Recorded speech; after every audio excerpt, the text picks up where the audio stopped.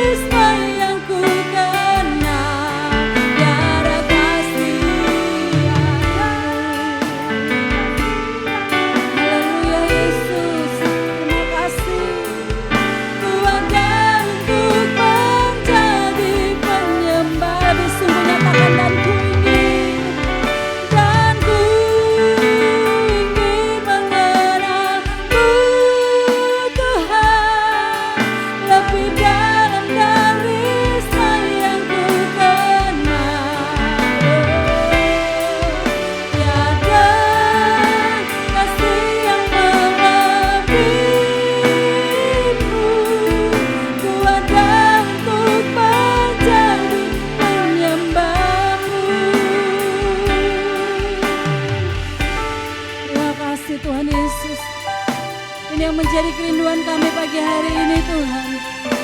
Kami ada untuk satu tujuan, menyembah Engkau dan memuji Engkau. Satu tujuan kami adalah untuk mengenal Engkau lebih dalam lagi, supaya kami dapat mengerti apa yang menjadi kehendak Tuhan di dalam hidup kami. Terima kasih Tuhan Yesus yang baik. Mari saja kita sama-sama bangkit berdiri, sama-sama nyatakan. Dan ku ingin mengenal-Mu Tuhan, lebih dalam dari semua yang ku kenal. Sungguh tiada kasih seperti kasih-Mu. Terima kasih Tuhan. Terima kasih Tuhan. Ku ada untuk menjadi. Angkat tangan kita, nyatakan dengan sungguh di hadapan Tuhan. Dan ku ingin mengenal-Mu Tuhan, lebih dalam dari semua yang ku kenal. Tiada kasih yang haleluya Yesus. Dengar setiap seruan kami Tuhan. Sungguh Engkau segala-galanya di dalam hidup kami. Haleluya. Mari lebih sungguh lagi nyatakan bersama di hadapan Tuhan. Dan ku ingin mengenal-Mu Tuhan, lebih dalam dari semua yang ku kenal. Tiada kasih. Haleluya. Mari hadir di tengah-tengah kami pagi hari ini Tuhan. Karena kami mau berjumpa dengan Engkau Yesus Tuhan. Dan ku ingin mengenal-Mu Tuhan Yesus. Haleluya. Lebih dalam dari semua yang ku kenal.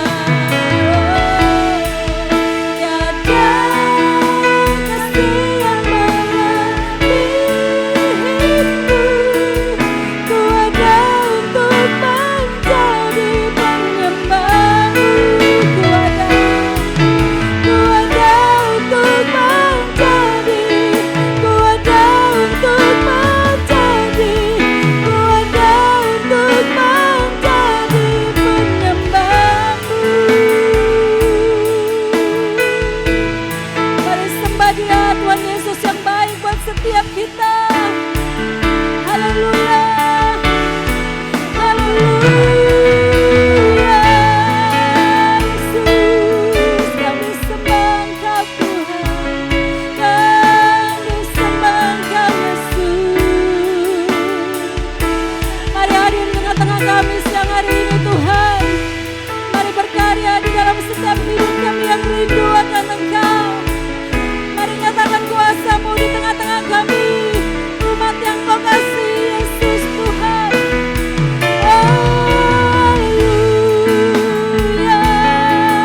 Haleluya Yesus Tuhan. Kami sembah Tuhan.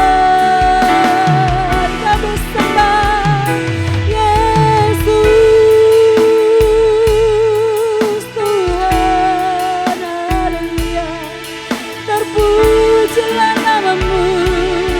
Terpujilah nama-Mu Tuhan. Kau sungguh baik. Kau sangat baik Tuhan. Haleluya. Mari angkat suara, naikkan syukur di hadapan Tuhan. Haleluya. Haleluya Yesus Tuhan. Kami bersyukur Tuhan. Haleluya. Terima kasih Tuhan. Terima kasih Yesus. Haleluya. Terpujilah Engkau Tuhan. Engkau Allah yang dahsyat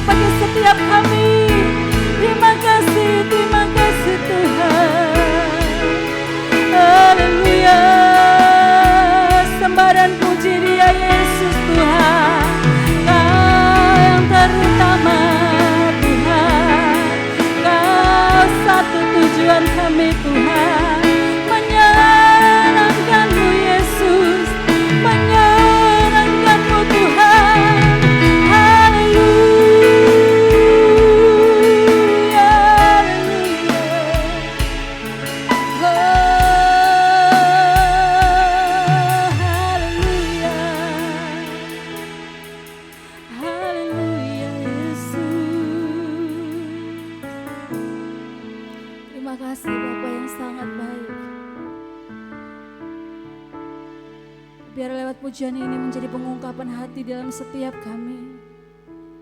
Kami sungguh-sungguh merindukan Engkau lebih dari segalanya Tuhan. Kau yang menjadi pusat pimpinan kami. Kau yang menjadi tujuan kami ada pagi hari ini Tuhan. Segala yang terbaik kami mau persembahkan bagi Engkau Tuhan. Terima kasih Bapa. Mari hadir di tengah-tengah kami Tuhan. Biar Engkau sendiri yang melawat seluruh kehidupan kami. Setiap hati-hati yang haus akan Engkau. Supaya ketika kami meninggalkan tempat ini Tuhan, kami boleh membawa Yesus itu ada bersama dengan kami. Kami boleh merasakan kasih setia Tuhan itu terus di dalam hidup kami. Terima kasih. Segala yang baik Engkau sudah buat di dalam hidup kami. Untuk itu kami juga Tuhan mau persembahkan yang terbaik lebih dari apa yang bisa kami buat Tuhan. Karena kami mau menyenangkan Engkau Tuhan. Kami mau Tuhan Engkau dipuji dan dipermuliakan di tempat ini. Terima kasih. Kami sungguh bersuka cita karena kami memiliki Tuhan yang luar biasa atas setiap kami. Kami siap untuk memuji Engkau. Kami siap untuk menyembah Engkau lebih lagi. Dan kami peralaskan doa kami hanya di dalam satu nama. Di dalam nama Tuhan kami Yesus Kristus yang percaya punya Tuhan Yesus yang luar biasa. Sama-sama kita mau katakan amin. Haleluya. Kasih tepuk tangan sekali lagi yang paling dahsyat buat Tuhan Yesus. Amin. Kita bersuka cita karena ada Tuhan bersama dengan kita siang hari ini. Haleluya. Mari bertepuk tangan bersama-sama.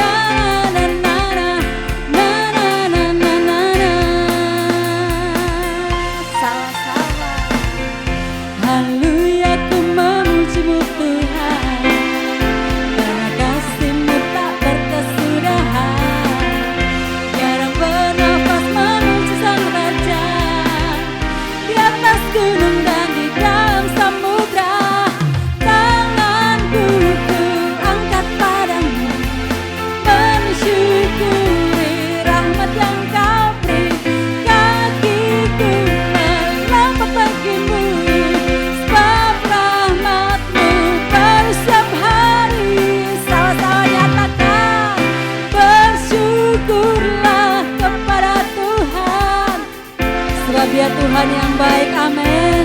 Haleluya. Bahwasanya untuk selamanya kasih setianya. Angkat tangan sama-sama nyatakan. Bersyukurlah kepada Tuhan, sebab Dia baik, sebab Dia baik. Bahwasanya untuk selamanya kasih setia Tuhan bagi setiap kita.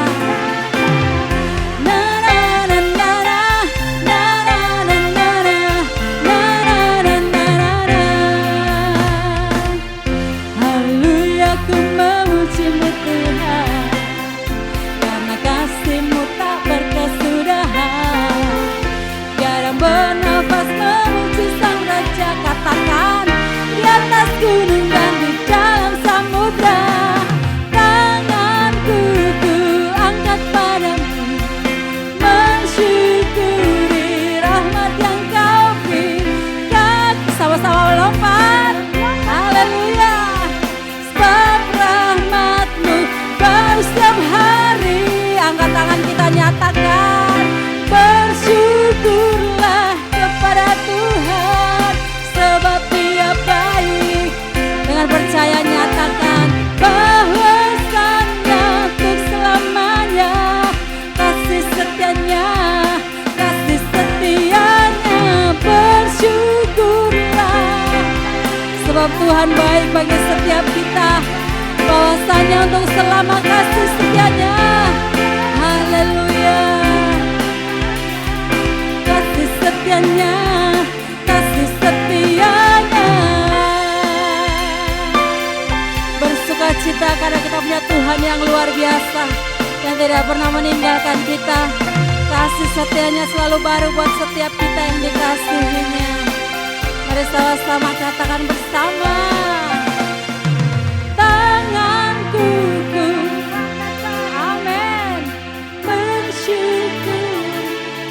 kasih buat berkat-Mu. Kakiku melompat bagimu. Mari lebih dahsyat lagi umat Tuhan. Bersyukurlah kepada Tuhan, sebab Dia baik, sebab Dia baik. Balasannya untuk selamanya. Haleluya, mari nyatakan. Bersyukurlah kepada Tuhan, sebab Tuhan baik, sebab Tuhan baik. Haleluya, untuk selamanya. Kasih setianya, kasih setianya. Na na na na na, na na na na.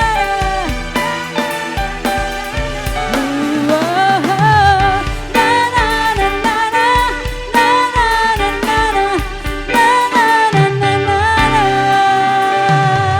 Bersorak bagi Tuhan Yesus yang baik, amin. Haleluya. Karena kasih setia Tuhan itu selalu baru buat setiap kita, amin. Haleluya. Sekali lagi kasih tepuk tangan yang paling dahsyat buat Tuhan Yesus yang luar biasa. Hatiku percaya Dia segala-galanya di dalam hidup kita. Haleluya.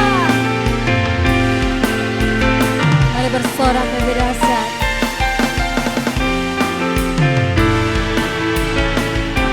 Kami bersuka cita karena Engkau Tuhan. Haleluya. Sama-sama.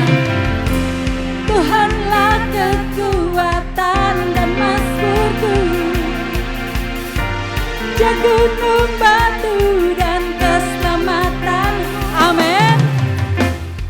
Hanya padamu hatiku percaya, Kaulah menara dan kota perlindungan. Ku mau selalu bersyukur, sebab cinta-Mu padaku takkan pernah berubah.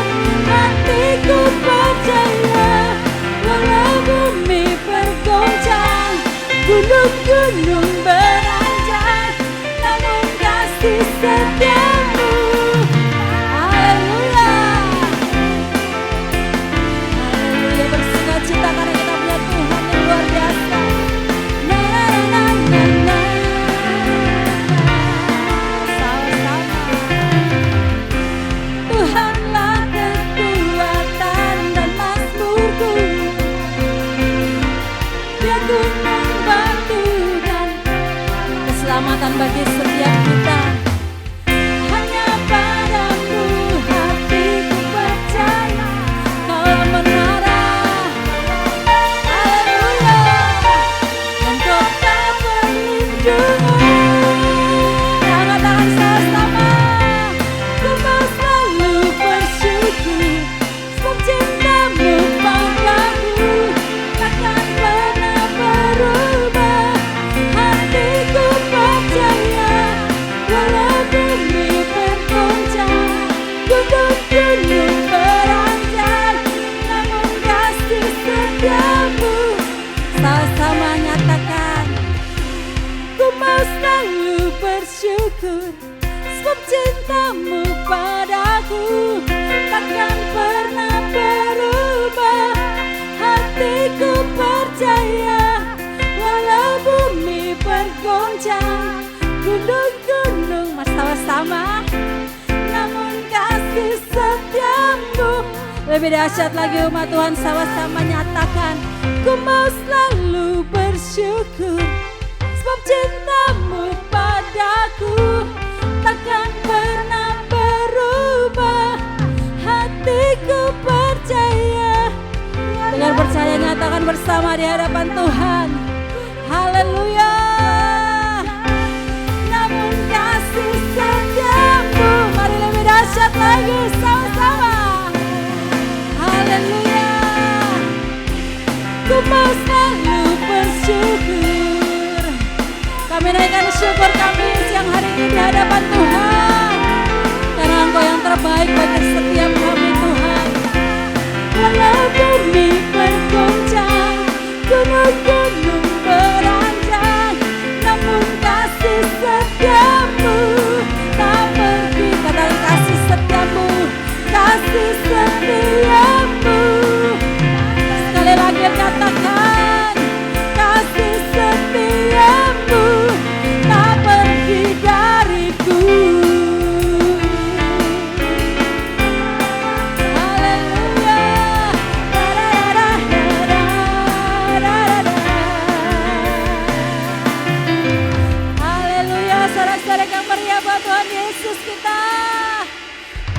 duduk kembali umat yang dikasih Tuhan. Kami mau selalu bersyukur atas segala kasih dan kebaikan Tuhan bagi setiap kami. Cinta yang tidak pernah habis yang Kau curahkan buat setiap kami umat yang mengasihi Tuhan. Dan kami mau mengakui itu Tuhan. Hingga detik ini saat ini. Kasih Tuhan tidak pernah habis Tuhan nyatakan buat setiap kami. Sekalipun banyak tantangan, banyak cobaan yang kami hadapi di hari-hari kami. Tetapi kami boleh terus melihat penyertaan Tuhan.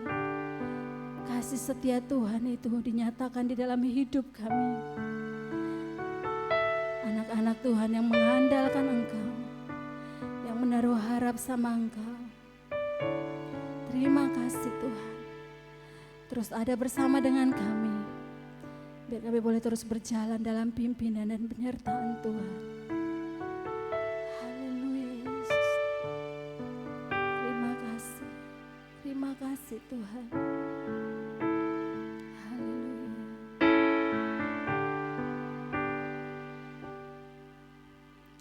Takkan ku ragu Tuhan, janji-Mu yang menghidupkanku, hanya padamu Tuhan ku berseru dan mataku tertuju padamu.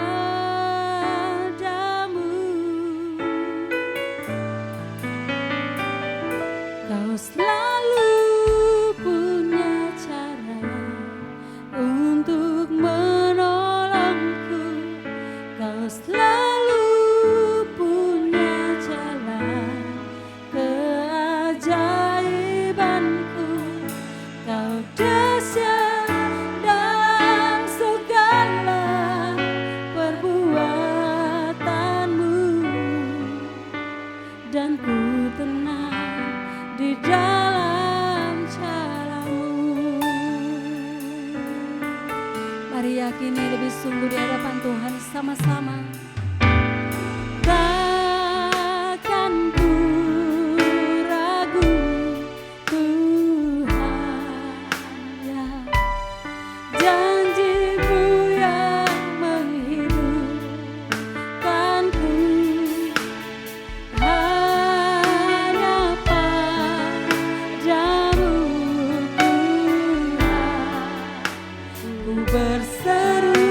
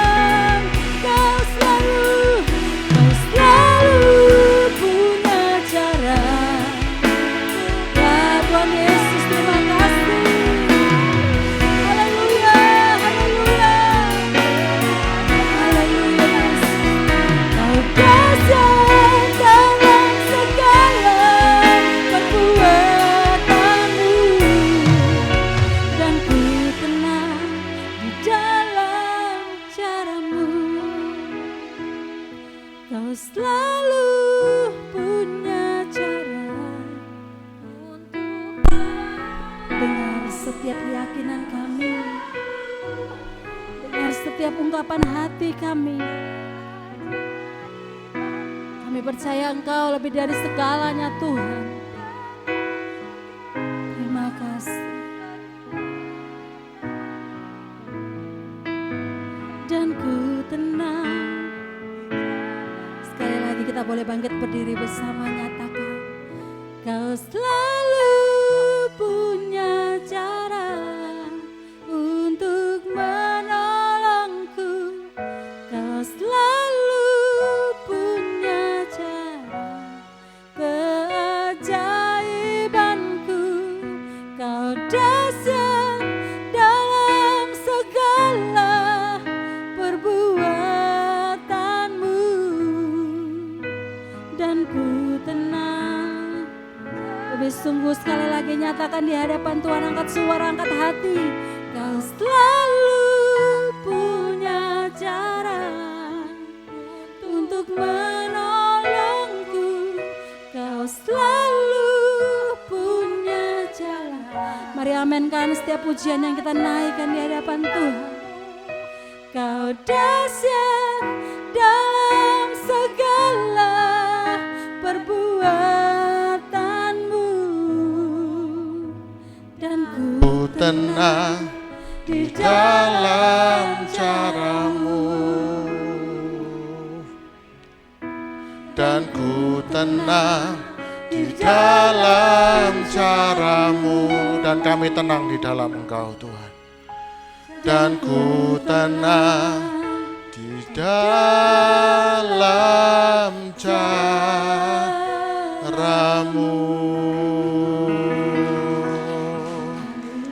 Ajaib Kau Tuhan, penuh kuasa, sanggup pulihkan keadaanku. Dalam tangan-Mu seluruh hidupku tak akan goyah. Jemaat sendiri katakan, ajaib Kau Tuhan, penuh kuasa, sanggup pulihkan keadaanku. Dalam tangan-Mu seluruh hidupku tak akan goyah. Sekali lagi bersama-sama dengan sungguh-sungguh. Ajaib Kau Tuhan, penuh kuasa, sanggup pulihkan keadaanku. Dalam tangan-Mu katakan dengan sungguh-sungguh, tak akan goyah selama-lamanya. Goyah oh, tidak akan goyah di dalam Tuhan. Goyah sekali lagi bersama-sama, tak akan goyah. Goyah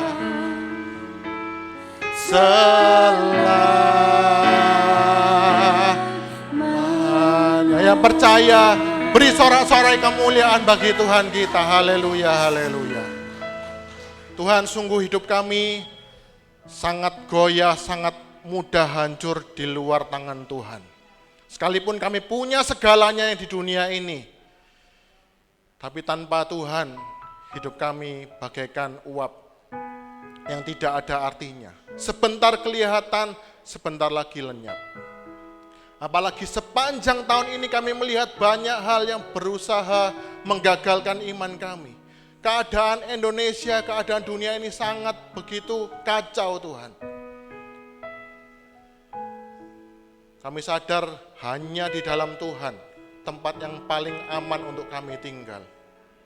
Sehingga harapan kami, tempat perlindungan kami hanya Tuhan. Terima kasih Tuhan. Kami pun sampai detik ini tidak tahu masa depan kami seperti apa. Tapi yang kami tahu bahwa sampai detik ini, sampai di akhir tahun 2025, Tuhan masih terus bersama dengan kami. Sehingga kami percaya tahun depan mungkin keadaan tidak tambah baik Tuhan.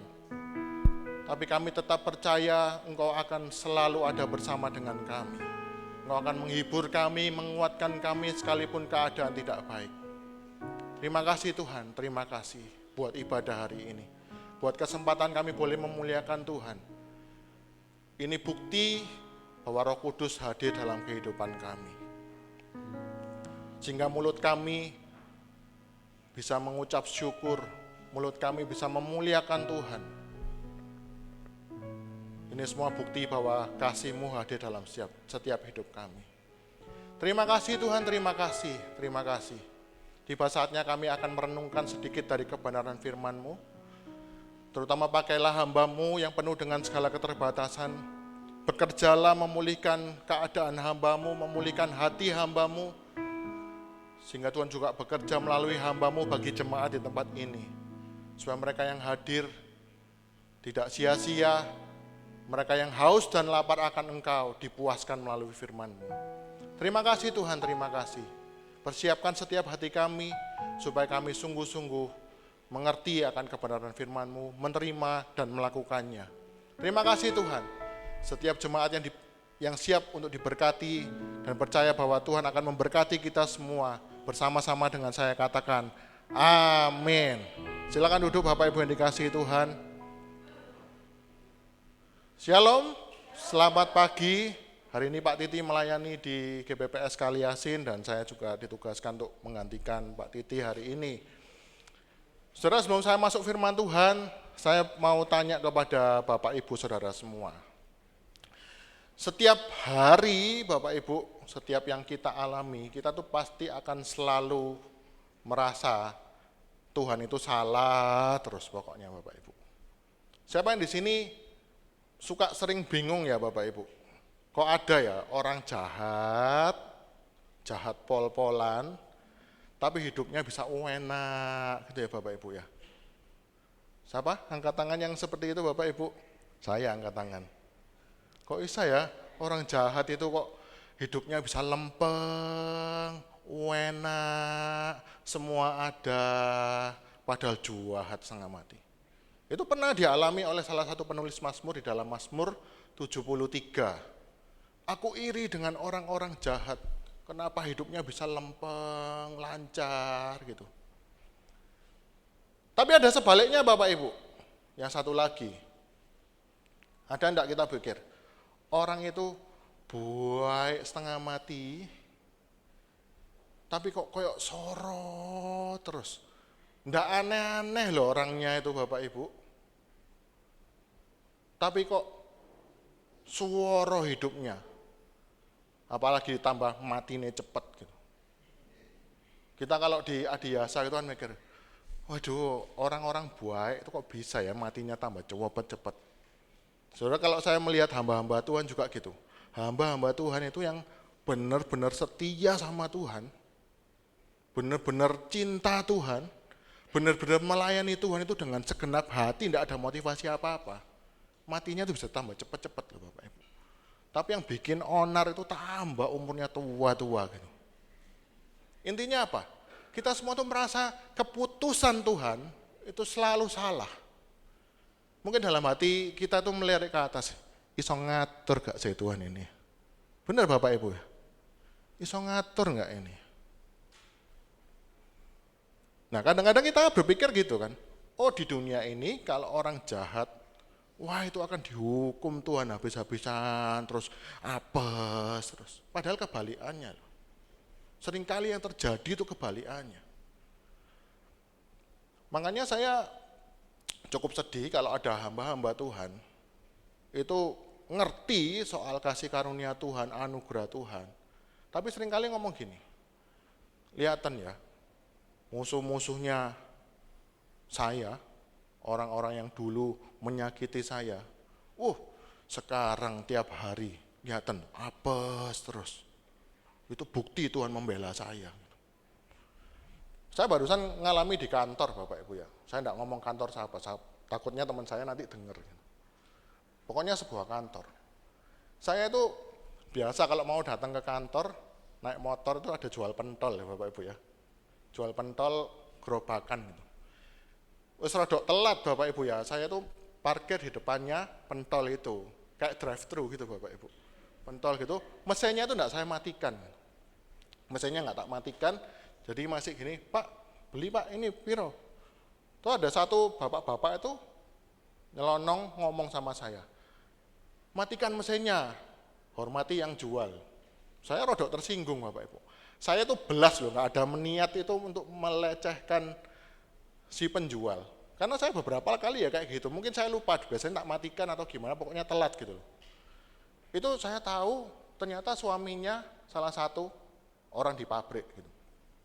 Dan orangnya itu pemimpin dari beberapa anak buah itu dia yang paling top gitu. Sehari itu saya kepikiran sudah enggak enak tuh rasanya. Wah, kalau nanti diceritakan orang-orang sak pabrik, oh Pak Yohanes tadi loh enggak sopan. Wih, ya apa muka saya taruh mana? Padahal saya enggak ada niat gitu. Sehari itu kepikiran enggak enak, Saudara. Saya enggak pernah punya musuh sampai apa, makanya ceritanya kalau Bapak Ibu ngomong, alah perkara pentol ya wes lah. Tapi sehari itu saya kepikiran loh Bapak Ibu. Wah, ya apa ya kok enggak enak gini omongannya ya. Nanti lah diceritakan ya apa. Terus jujur Saudara, saya wes hilang ya, sudah reda. Padahal sebenarnya nasihatnya baik saya aslinya Saudara. Tapi kenapa kok saya bisa mikir sampai kayak gitu ya? Manusia berdosa. Saya sampai sudah lupa kejadiannya. Saya dikabari, bapak itu tadi, suaminya salah satu ini, kena sakit lumayan berat. Stroke separuh badannya enggak ada. Langsung saya waktu di komputer saya mikir gini, kualat paling ini, mari ngelokno aku. Kualat iki paling. Makanya gak usah ngomong macam-macam sama hamba Tuhan. Wus. Gua ya Saudara ya. Padahal aku ini siapa ya Saudara. Seringkali gitu. Kalau saya dulu mungkin dengan doktrin-doktrin yang lama, saya mungkin akan cerita sama anak saya, sama istri saya. Lihatan ya, aku ini di kantor dibela loh sama Tuhan. Ada orang nyelatu kayak gitu, wah gak lama sakit. Apakah Tuhan seperti itu Bapak Ibu? Enggak. Tuhan itu bisa mendisiplin seseorang, menghukum, tapi itu bukan karena dia lebih cinta sama saya, akhirnya orang itu dihukum. Bukan. Kalau Tuhan tuh mau menghukum, karena urusannya Tuhan mau membereskan orang itu. Bukan karena saya lebih baik, makanya saya lebih dibela. Wah, dia ngotek saya, nyinggung saya, terus Tuhan kamu karena membelai saya. Bukan, Saudara. Nanti orang yang bantah lagi. Loh itu loh di perjanjian lama buktinya gitu. Saul memburu Daud, tapi Tuhan bela Daud, Saulnya apes terus. Saudara kalau mau orangnya ini tipe pendendam, mau punya kelemahan apapun, mau cari ayat di Alkitab untuk membenarkan kita, selalu pasti ketemu. Ngerti maksudnya Bapak Ibu? Saudara kalau orangnya ini tipikalnya dendam sama orang, suka apa-apa titik-titik, wah Tuhan balas, Tuhan balas, Tuhan balas. Saudara cari dukungan ayat di Alkitab, tetap ketemu. Karena apa? Dicomot-comot. Paling ngeri, terakhir saya baca Saudara, ada seorang hamba Tuhan di Amerika ngomong gini, poligami itu alkitabiah. Saya sampai mikir, wih, ya memang Saudara kalau mau dicari ayatnya ya ada, orang Abraham istrinya 4 itu ada, Yakub istrinya 4 itu ada, Daud istrinya seeret-eret ada, Salomo istrinya 700, gundiknya 300 ada Bapak Ibu. Tapi Alkitab tidak pernah nyuruh tiruan Salomo istrinya banyak, tidak ada. Mau istri satu aja repotnya setengah mati Saudara, apalagi suruh 1000 ya. Istri satu, punya mertua satu, konflik. 1000, mertuanya 1000 Saudara. Ruwet. Saya enggak ngomong mertua saya ruwet loh ya. Maksudnya contohnya gitu loh Bapak Ibu ya. Nanti saya dipikir, wah curhat itu, curcol. Enggak saudara. Kalau kita punya kelemahan apa di dalam hidup kita, terus kita mau cari dukungan di ayat Alkitab, pasti ketemu. Wong semua pendeta-pendeta yang makan uang jemaat, melecehkan secara seksual tuh semua loh, pakai ayat semua. Bisa bayangkan saudara? Padahal Alkitab itu ngajari kita tuh berbelas kasihan sama orang lain. Jangan titik-titik, wah Tuhan aku nih ngampuni orang itu. Tapi aku percaya pembalasan adalah hak Tuhan. Jadi doa kita ngampuni, tapi hasilnya wah ayat itu tolong pok Tuhan, kenapono Tuhan. Supaya entek ini orang ini. Mulutnya ngampuni, tapi hatinya sebenarnya wah pengen ayat itu terrealisasi gitu loh. Dan hari ini saya mau mengajak kita semua belajar satu cerita sekolah minggu, namanya Yunus Bapak Ibu. Nabi Yunus ya, bukan yang jual STMJ. Tapi Nabi Yunus, ini cerita sekolah minggu Bapak Ibu. Tapi sayang sekali cerita ini seringkali kalau di sekolah minggu itu diceritakan cuma sebagian. Sebagian intinya apa? Oh Yunus itu disuruh Tuhan ke sini, dia tidak nurut, dia malah pergi naik kapal, kapalnya kena badai, Yunus ditelan ikan, Yunus bertobat, baru dimuntahkan. Ya memang ceritanya begitu Bapak Ibu. Tapi ingat, kalau separuh kebenaran, itu berbahaya loh. Anak-anak sekolah minggu sering gitu enggak? Ayo, kayak Yunus ya, kalau kamu enggak nurut sama papa mama, kalau kamu enggak nurut sama Tuhan, kalau kamu enggak rajin ke gereja, lihatin nanti kayak Yunus loh. Dimakan ikan, nanti loh lihatin ya, kamu nanti dihukum sama Tuhan.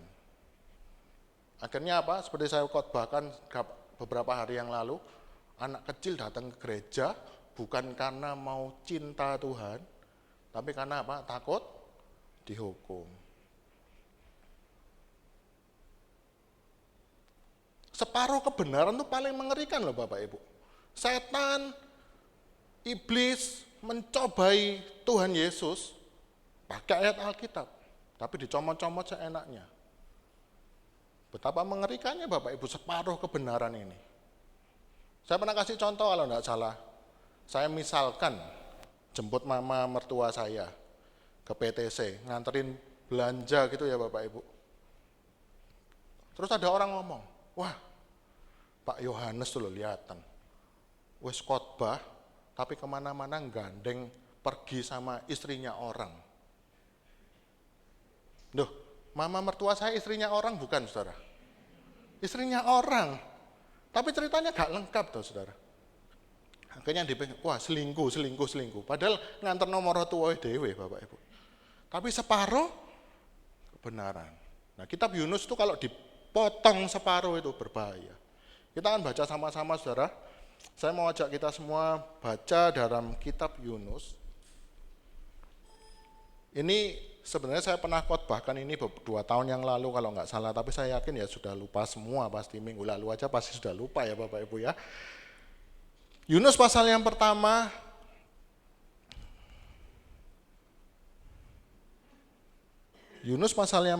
ayat yang pertama.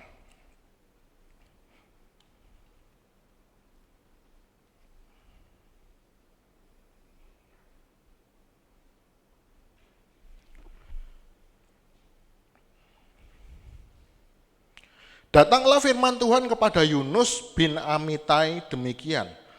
Bangunlah, pergilah ke Niniwe, kota yang besar itu, berserulah terhadap mereka, karena kejahatannya telah sampai kepadaku. Tetapi Yunus bersiap untuk melarikan diri ke Tarsis, jauh dari hadapan Tuhan. Ia pergi ke Yafo dan mendapat di sana sebuah kapal yang akan berangkat ke Tarsis. Ia membayar biaya perjalanannya lalu naik kapal itu untuk berlayar bersama-sama dengan mereka ke Tarsis, jauh dari hadapan Tuhan. Nah nanti saudara bisa baca di rumah, kalau saya bacakan semua terlalu lama. Waktu di tengah jalan kapalnya itu luar biasa kena badai. Dan karena badannya tidak bisa selesai, akhirnya Yunus ini ngaku sama orang-orang di kapal itu. Aku ini sebenarnya seorang nabi, tapi disuruh Tuhan ke sana, saya malah kabur naik perahu ini. Terus kita harus ngapain? Yunus ngomong, aku ini lempar no aja ke tengah laut. Nantilah perahunya reda, badainya reda. Benar sudah dilempar, reda. Terus Yunus dimakan perut ikan, dalam perut ikan dia bergumul, dia berdoa, memuji Tuhan, berdoa kepada Tuhan, mengaku kesalahannya. Akhirnya Tuhan itu perintahkan atas penentuan Tuhan, ikan besar itu memuntahkan Yunus ke pantai. Nah, itu kurang lebih ceritanya seperti itu ya Bapak Ibu. Tapi ada satu hal Bapak Ibu, yang sering dilupakan adalah bahwa sebenarnya tokoh utamanya, tujuan utamanya cerita Yunus ini adalah untuk memproses kehidupan Yunus Bapak Ibu. Kita akan lihat, wah kasih Allah kepada Niniwe, betul. Tapi yang terutama, karena sampai pasal 2, pasal 3, itu selesai kisahnya Niniwe. Tapi berikutnya ada pasal 4, pasal yang terakhir itu Tuhan berurusan kepada Yunus. Jadi ceritanya ini bukan sekedar kasih Allah kepada Niniwe, tapi juga supaya Yunus itu mengerti benar-benar kasihnya Allah. Saya ajak kita merenungkan sedikit Bapak Ibu ya, kalau kita bayangkan hidup kita sekarang itu jadi Yunus. Yunus disuruh Tuhan ke sebuah kota namanya Niniwe. Saudara tahu kota Niniwe itu kota yang benar-benar jahat. Dia menganggap manusia itu tidak ada harganya loh Bapak Ibu. Dimutilasi seenaknya, kalau ada apa tidak suka dimutilasi. Bahkan di sana saudara, kalau ada ibu hamil, ada rakyat bawah itu hamil, orang-orang Niniwe ini pejabat-pejabatnya itu loh, algojo-algojonya pasukannya itu kadang mempermainkan ibu hamil ini Bapak Ibu. Mereka main undi, main apa? Undian. Ayo, lihatan ya, kita main undi ya, yang hamil, yang dikandung itu cowok apa cewek. Aku pegang cowok, aku pegang cewek. Cara tahunya gimana? Ditunggu 9 bulan? Enggak saudara, dibelah perutnya. Lo cowok, lo cewek. Sampai kayak gitu saudara kalau saya baca ceritanya. Dan coba saya mengajak kita semua merenungkan jadi Yunus saudara ya. Disuruh memberitakan kasih Allah kepada bangsa yang sekejam itu. Kalau kita baca sebagai orang ketiga di sini nggak bisa merasakan saudara. Tapi saya ajak kita semua membayangkan hari ini kalau kita jadi Yunus, disuruh memberitakan kepada orang-orang yang begitu jahat kepada hidupnya kita.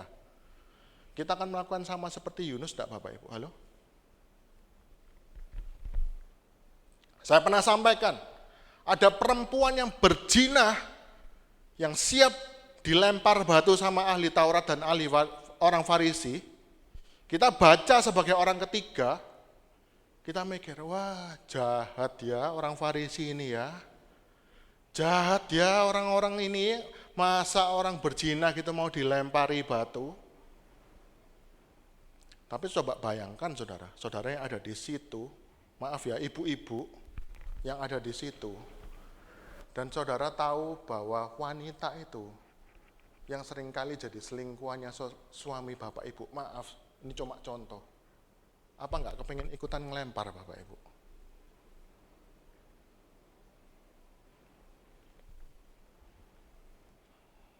Saya kalau baca seperti ini merenungkan, wah ini ayat cerita paling sulit dilakukan Bapak Ibu. Paling sulit dilakukan loh. Kelihatannya tokoh sentralnya itu adalah perempuan berzina karena dia ditaruh di tengah-tengah. Padahal cerita itu ditulis tujuannya apa? Supaya orang-orang yang suka menghakimi orang lain, yang suka merasa lebih baik dari orang lain, bertobat. Bisa bayangkan saudara? Makanya waktu zaman Sakeus, mau ketemu Yesus, dihalang-halangi orang-orang itu. Saudara pikir mereka nggak sengaja? Salah saudara. Mereka justru menghalangi Sakeus, benar-benar tidak ketemu Yesus. Karena apa?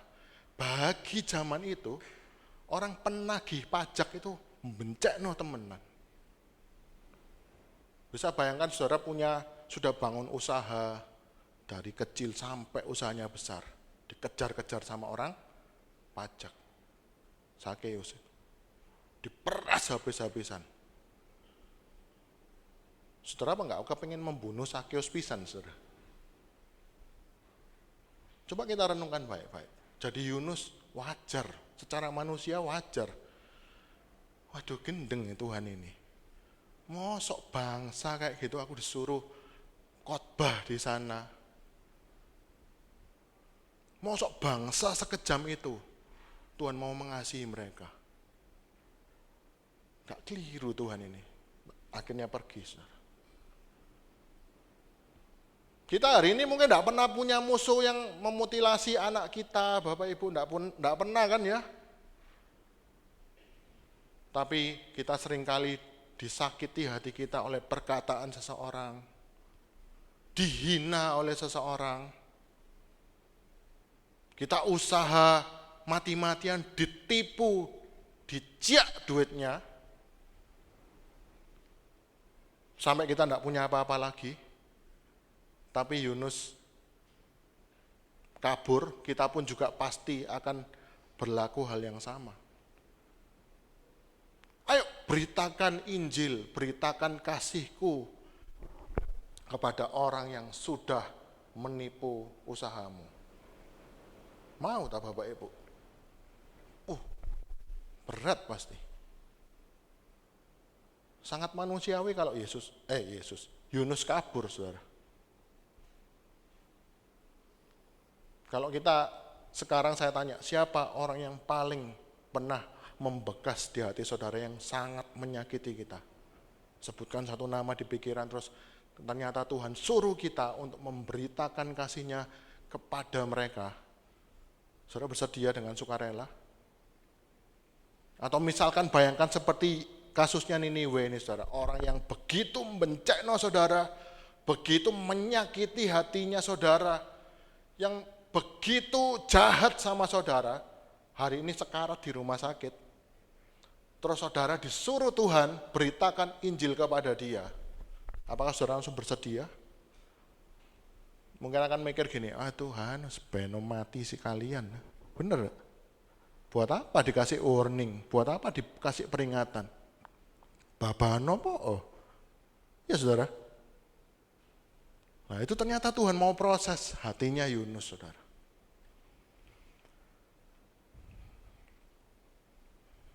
Pasti kita akan keberatan kalau Tuhan itu juga mengasihi musuh-musuh kita. Saya pernah dengar satu kalimat dari seorang hamba Tuhan, cukup senior di Jakarta. Dia ngomong begini, kalau Tuhan mengizinkan kita menyaksikan kelemahan orang lain, termasuk dosanya waktu menyakiti kita, itu kita bukan disuruh untuk membicarakan di mana-mana, Bapak Ibu, tapi disuruh untuk mendoakan. Bagus kata-katanya, tapi angel dilakukan. Kalau kita diizinkan untuk melihat dosa dan kelemahan orang lain, itu bukan untuk membicarakan di mana-mana, tapi untuk mendoakan. Itu angel sekali, saudara. Dan berikutnya, saudara, saya buka di dalam Yunus pasal yang ketiga. Yunus pasal yang ketiga. Yunus pasal yang ketiga ayat yang pertama. Datanglah firman Tuhan kepada Yunus untuk kedua kalinya demikian. Setelah dimuntahkan dari ikan besar tadi yang nelan, dimuntahkan ke pantai, Tuhan ngasih perintah kedua kalinya buat Yunus. Bangunlah, pergilah ke Niniwe, kota yang besar itu, dan sampaikanlah kepadanya seruan yang kufirmankan kepadamu. Ayat yang ketiga, bersiaplah Yunus lalu pergi ke Niniwe sesuai dengan firman Allah. Niniwe adalah sebuah kota yang mengagumkan, besarnya 3 hari perjalanan luasnya. Ayat yang keempat, Bapak Ibu, mulailah Yunus masuk ke dalam kota itu sehari perjalanan jauhnya lalu berseru. 40 hari lagi maka Niniwe akan ditunggang balikkan. Saudara lihat ya, kalau saya bayangkan hari ini, saya disuruh Pak Titi, yo layanono KKR satu kota itu datang. Saudara bisa bayangkan saya yang masih muda, namanya masih muda kadang-kadang pengen ada terkenalnya Bapak Ibu ya. Wong saya kalau misalkan persiapan khotbah antara kadang di gereja ini, kadang di gereja itu, jujur kadang-kadang ada bedanya saudara. Wah, disuruh di Trosobo, jemaatnya hampir 150. Wah, tak persiapkan matang-matang saudara. Apalagi disuruh sak kota gini sama Pak Titi, tak bayangkan loh saudara. Wah, kamu pergi sana yo. Di sana tuh sudah tak bikinkan KKR yang hadir nanti 1.000 orang. Apa saya gak persiapkan sungguh-sungguh Bapak Ibu ya? Saya tak persiapkan sungguh-sungguh, saya doa puasa sungguh-sungguh supaya saya pelayanannya hebat luar biasa.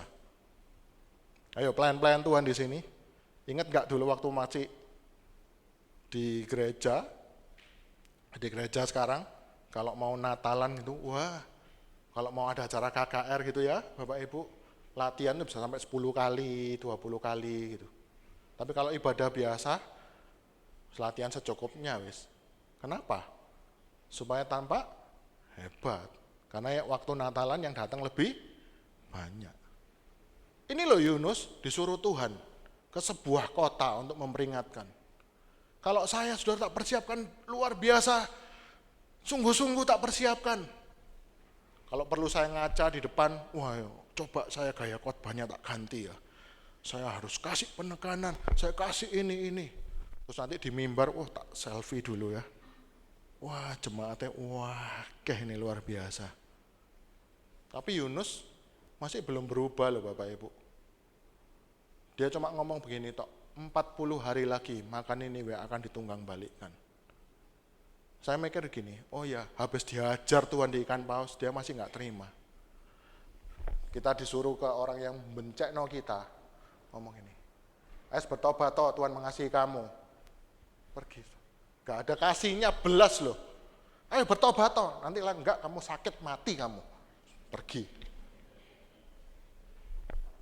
Karena Yunus belum bertobat saudara. Saya ngomong gini bukan asumsi, nanti saudara baca pasal 4. Dia ngomong cuma asal-asalan. Hai orang-orang Niniwe, kalau kamu nggak bertobat 40 hari lagi maka Niniwe akan ditunggang balikkan. Ini pendeta paling asal-asalan sak dunia saudara. Jemaatnya sudah banyak gitu, dia khotbah asal-asalan. Kenapa? Dia sebenarnya nggak mau mereka diselamatkan. Kenapa? Bagi dia, wah Tuhan ini gak adil loh kalau kamu ini menyelamatkan ini. Harusnya yang benar tuh dihukum bukan diselamatkan. Makanya waktu suruh khotbah cuma ngomong gini tok Bapak Ibu. Tapi inilah Allah kita Bapak Ibu yang luar biasa. Saya beritakan ini supaya tahun depan kita sungguh-sungguh lihat Allah itu dengan benar. Dia Allah yang penuh kasih luar biasa. Allah itu luar biasa saudara. Dan kalau dia sudah bekerja, nggak peduli hamba Tuhannya seperti Yunus, yang penting berita itu disampaikan. Ternyata saudara lihat ayat yang kelima, orang Niniwe percaya kepada Allah, lalu mereka mengumumkan puasa dan mereka baik orang dewasa maupun anak-anak mengenakan kain kabung. Ayat yang ke-6, setelah sampai kabar itu kepada raja kota Niniwe, turunlah ia dari singgasananya, ditanggalkanlah jubahnya, diselubungkannya kain kabung, lalu duduklah ia di abu. Saudara bisa bayangkan ya, ini Allah, ini kota yang begitu jahat, ini kota yang begitu kejam, mainannya nyawa orang saudara, wanita ngandung dibelah. Tapi Yunus waktu ngomong bertobatlah, langsung semuanya itu bertobat saudara. Ini sangat-sangat gak masuk akal loh. Sangat-sangat gak masuk akal Bapak Ibu. Sangat-sangat gak masuk akal. Rajanya diomongi gitu, langsung berlutut bertobat. Kalau Allah sudah mau punya acara sama seseorang, mau menyelamatkan seseorang, gak peduli hamba Tuhannya seperti apa, dengan gampang orang itu bisa bertobat. Amin Bapak Ibu. Makanya kalau hari ini saudara punya suami atau istri yang belum bertobat, Jangan menyerah, doakan dia. Karena kalau Tuhan sudah waktunya kerja, waktunya dia kasih anugerah, orang sejahat Niniwe ini, orang sejahat Niniwe, orang hamba Tuhannya nggak niat, tapi kalau Tuhan sudah mau beranugerah, dengan gampang orang itu bisa bertobat. Amin, saudara. Yunus pasal 4 ayat pertama, coba saudara perhatikan.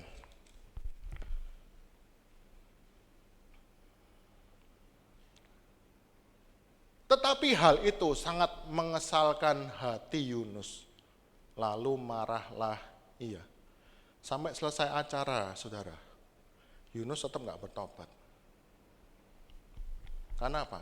Dia masih tidak terima, saudara. Tuhan itu kalau adil, mestinya menghukum. Tuhan itu mestinya menghajar Niniwe, membinasakan Niniwe. Bukan malah disayang. Tuhan ini apa sih? Yunus masih mangkel di pasal 4 ayat yang pertama, Bapak Ibu. Padahal sudah terjadi kebangunan rohani yang luar biasa. Dia sudah mengalami mujizat luar biasa waktu dia jauh dari Tuhan.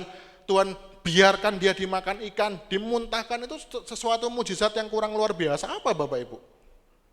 Tapi ini membuktikan satu hal, bahwa mujizat itu tidak bisa mengubah karakter seseorang.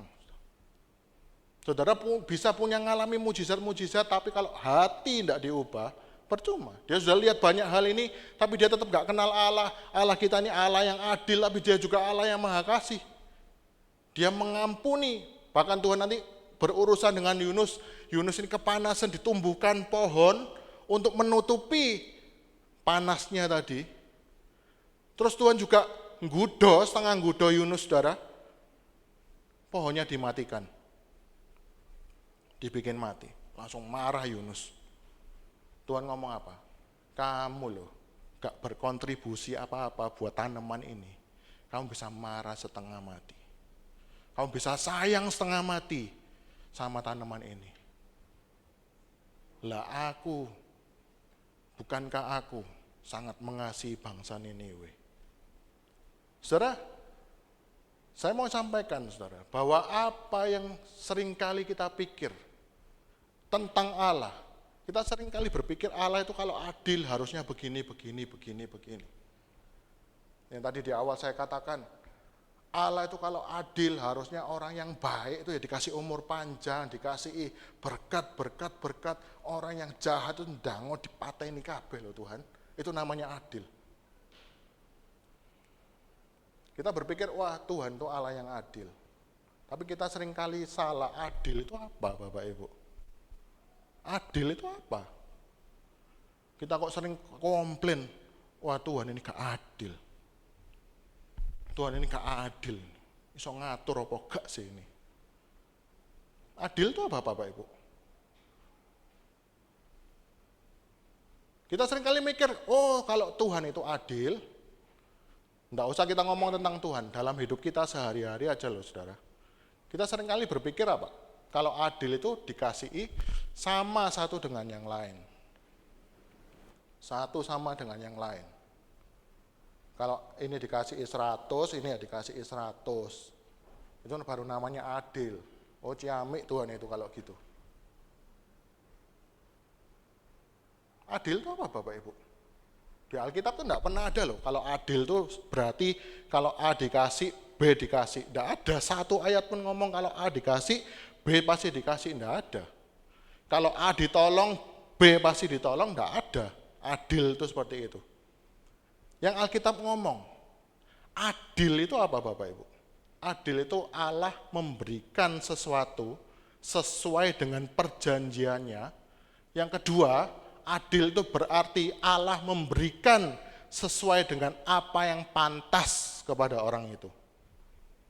Nah, kita suka sering komplain ya Bapak Ibu. Wah, Tuhan ini enggak adil dalam hidupku. Aku ini sudah sungguh-sungguh sama Tuhan. Aku ini sudah melayani Tuhan. Aku melayani tidak ada motivasi apa-apa. Tapi aku minta apa kok enggak dikasih? Enggak adil nih Tuhan. Tapi balik lagi. Itu orang pelayanan mata duitan, orang ini pelayanan gak sungguh-sungguh, tapi kok malah tiap hari kayaknya hidupnya melayani, mengalami mujizat demi mujizat. Sebelum kita ngomong Allah itu tidak adil Bapak Ibu, caranya adalah kita harus lihat hidup kita dulu. Kan kita bicara pantas-pantasan, kita lihat hidup kita dulu. Sebenarnya yang pantas kita terima dari Tuhan itu apa? Sebenarnya apa yang pantas kita terima dari Tuhan Bapak Ibu? Kebinasaan. Kalau kita nuntut Allah itu adil, maka seharusnya kita enggak hidup. Benar Bapak Ibu? Kalau kita nuntut Allah itu adil, Allah tunjukkan keadilanmu dalam hidupku. Cuma sebatas itu, maka yang dilakukan Allah adalah menghukum, membinasakan kita. Kenapa disebut anugerah umum Bapak Ibu? Kenapa disebut anugerah umum? Sinar matahari, udara, kenapa disebut anugerah? Karena sebenarnya anugerah umum pun tidak layak diterima oleh manusia. Bukan cuma umum dan khusus, tapi anugerah umum. Sebenarnya anugerah umum pun loh Bapak Ibu, kita tuh tidak pantas terima. Pernah Tuhan buktikan loh di dalam Kejadian, ada manusia yang dihukum tidak bisa menikmati anugerah umum. Siapa contohnya? Zaman Nuh. Dihukum. Tidak dikasih kesempatan menikmati anugerah umum. Itu buktinya namanya anugerah. Kita masih bisa hidup hari ini, kita bisa menikmati berkat-berkat dari Tuhan. Itu anugerah saudara. Bicara materi loh ya ini. Itu pun tidak semua bisa dapat saudara. Sekali lagi, kalau kita ngomong, Tuhan tunjukkan keadilanmu dalam hidupku. Engkau ini selama ini nggak adil. Tuhan tinggal jawab sebenarnya saudara lewat firman. Kalau aku ini cuma adil sama kamu, maka yang pantas kamu terima adalah hukuman.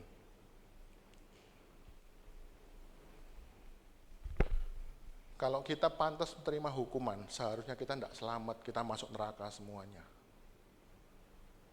Tapi beruntung saudara, makanya saya pernah katakan bahwa di kekristenan itu tidak pernah kenal yang namanya karma. Saudara tahu karma? Kalau karma itu saudara melakukan hari ini, nanti Tuhan akan balas di kemudian hari berdasarkan apa yang kita lakukan hari ini. Kalau hidup kita, kekristenan kita itu ada sistem karma, maka hari ini kita berbuat jahat, minggu depan kita sial. Hari ini berbuat jahat, tahun depan kita mati. Hari ini berbuat apa ini? Karena pantasnya kita semua nerima kebinasaan. Pantasnya kita semua menerima hukuman. Tapi kita bersyukur bahwa apa yang pantas kita terima Bapak Ibu, yaitu penghukuman, itu justru ditanggung oleh Tuhan Yesus Kristus di kayu salib. Waktu kita salah Bapak Ibu, yang dihukum orang lain, kenapa kita tidak ngomong Allah itu tidak adil? Ngerti maksudnya Bapak Ibu? Kita suka ngomong, wah gak adil Tuhan ini. Waktu kita berdosa seharusnya dihukum, tapi digantikan oleh Tuhan kita Yesus Kristus di kayu salib. Kenapa kita nggak ngomong Allah tidak adil? Tapi kita justru bersyukur. Benar Bapak Ibu? Malah kita rayakan, malah kita bersyukur setelah kita peringati Dia harus turun ke dunia untuk menggantikan ketidakmampuan kita melakukan hukum-hukum Tuhan, untuk menggantikan keberdosaan kita. Kenapa kita nggak protes Bapak Ibu? Kita justru bersyukur, oh Tuhan, ini anugerah terbesar, karena saya mestinya yang dihukum. Tapi justru Tuhan Yesus yang dihukum. Kita tidak pernah ngomong Tuhan tidak adil, tapi kita justru bersyukur. Karena Dia bukan cuma adil Bapak Ibu, Dia mengasihi kita. Ini luar biasa Bapak Ibu. Mulai sekarang mungkin kita pulang dari tempat ini, Kita masih ngelihat kehidupan-kehidupan yang tampaknya tidak adil bagi kita. Tapi ingat, kalau bicara adil, bicara apa yang pantas kita terima dari Tuhan, sebenarnya cuma penghukuman yang pantas. Kita ini cuma dapat 0 misalnya Bapak Ibu. Jadi waktu Tuhan itu enggak menghukum kita, itu pun kita sudah harusnya bersyukur. Benar enggak Bapak Ibu? Tapi kalau ditambahi berkat yang lain, ditambah 1 berkat, harusnya lebih bersyukur enggak? Bersyukur. Ditambahi berkat masih banyak berkat, kita harus bersyukur enggak?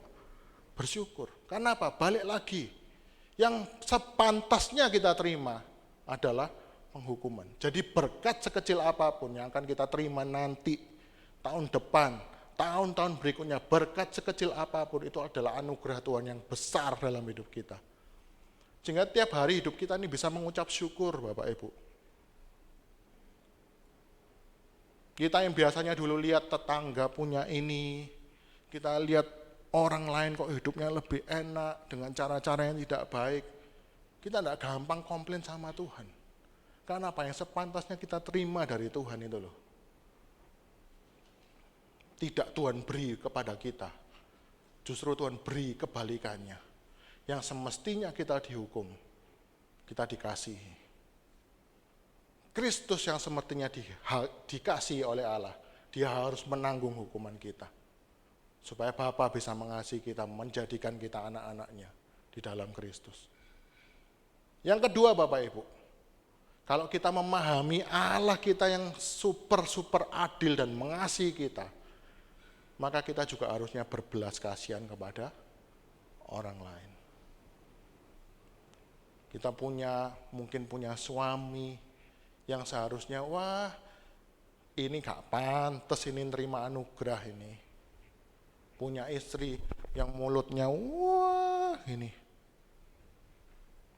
ini orang gak ono pantas-pantasnya belas terima anugerah Tuhan. Tapi melalui peristiwa hari ini Bapak Ibu, orang yang kayak Niniwe ini, bukan karena dia pantas, tapi karena Allah mengasihi dia.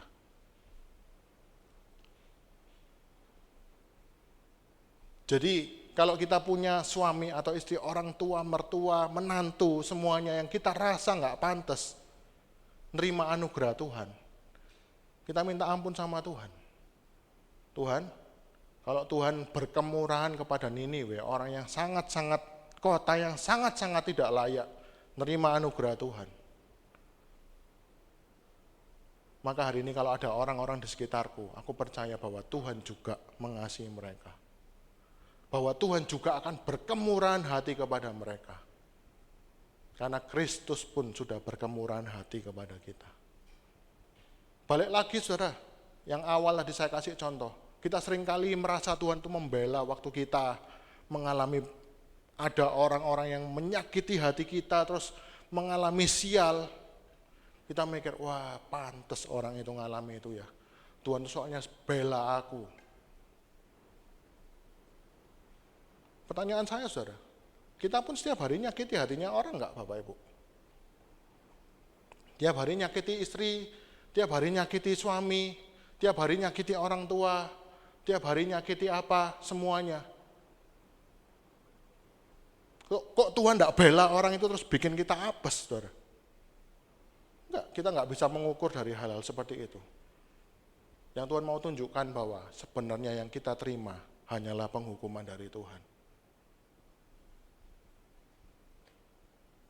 Karena dia sudah berbelas kasihan kepada kita, maka kita pun juga harus berbelas kasihan kepada orang lain.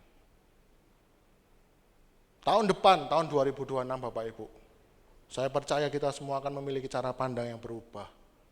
Berkat sekecil apapun dari Tuhan, kita akan syukuri. Kalau ada orang yang butuh belas kasihan Tuhan, kita juga akan timbul belas kasihan.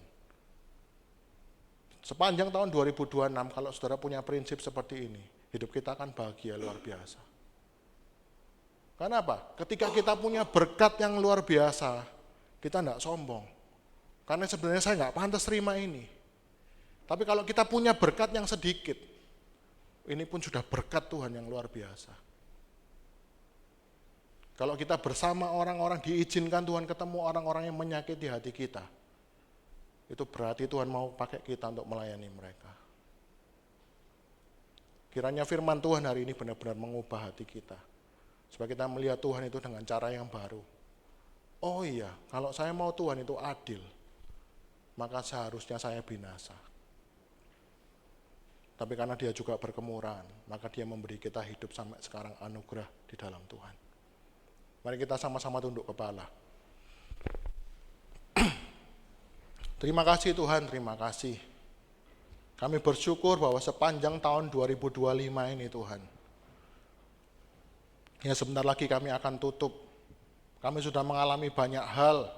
Kami sudah mengalami banyak sekali masalah dan persoalan, himpitan apapun juga yang membuat kami seringkali marah kepada Tuhan. Mengatakan bahwa Engkau Allah yang tidak adil. Engkau Allah yang gak bisa ngatur dunia ini. Kami berkata Engkau Allah yang tidak bisa mengatur hidupku.